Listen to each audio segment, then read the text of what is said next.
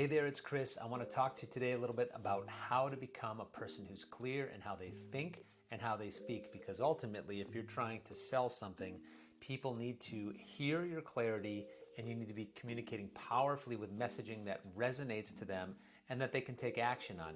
How do you do that if that's not something that's natural to you? It's simple. You prepare what you're going to say. That doesn't mean you have to read it off a teleprompter, but you need to have your thoughts together in such a way that they're organized, that they're decisive, that they're understandable, and that they are powerful. And so one of the things that's helpful is thinking through what you're going to talk about first and then practicing. You know, it's easier sometimes to speak one-to-one, and for anyone who's in sales, you'll understand that in any sales process, some of those are going to be virtual settings, some of those are going to be in-person settings, but having a flow and a clarity to what you're trying to articulate while being responsive to whatever the person you're speaking to, whatever their needs are, wants, their desires, fears, you have to be cognizant of those things and weave them in, but at the core, there needs to be a messaging that's thought out in terms of whatever your value is that you're delivering, whatever your solution is going to be. What's also important too is learning how to speak in front of a larger audience. Now, fewer people will have opportunities to do that, and I've been blessed to be able to do that from the time I was around 16 years old. As uncomfortable as it was, we had to do a soliloquy in front of the class, and it was one of those things that got us out of that comfort zone, which was hard.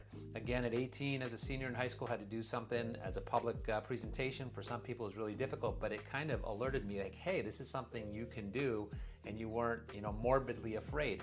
I don't know if you know this, but close to 75% of people are more afraid of public speaking than of death, which is mind-blowing, right? Because you're certainly not going to die from speaking in public in front of an audience, but just that fear can keep us from growing and breaking down barriers and advancing in our careers.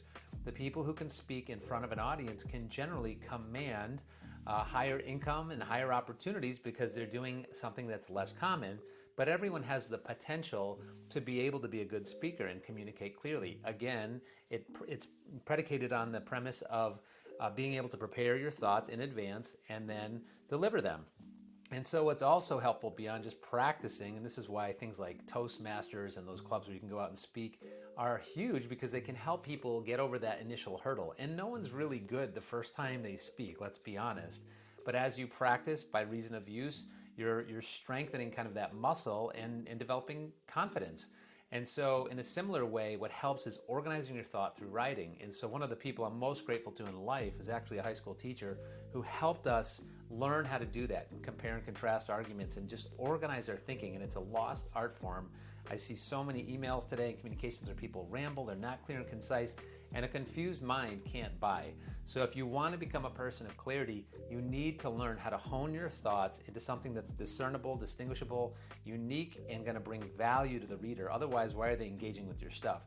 Similarly, if you can't articulate it, then they're not going to take an action. And so strive to become a person of clarity. Take those practical steps of writing things down, of organizing your thoughts.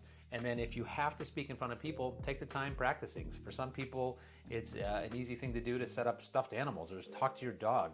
It doesn't really matter, but the point is that you're going through the process in your mind, just like Michael Jordan would envision hitting shots, game-winning shots before he did that. In a similar way, we should develop our skill set thinking through the presentations that we have to do and then improving every time. So just a simple tip to help you become more clear in how you communicate. Try to use as few words as possible, right? Be brief, be concise, be seated. Great advice from Winston Churchill. And so I hope that helps you today to help to become a more clear person, more effective in how you're speaking, which will inevitably help you in how you're selling. Thanks so much and have a good day.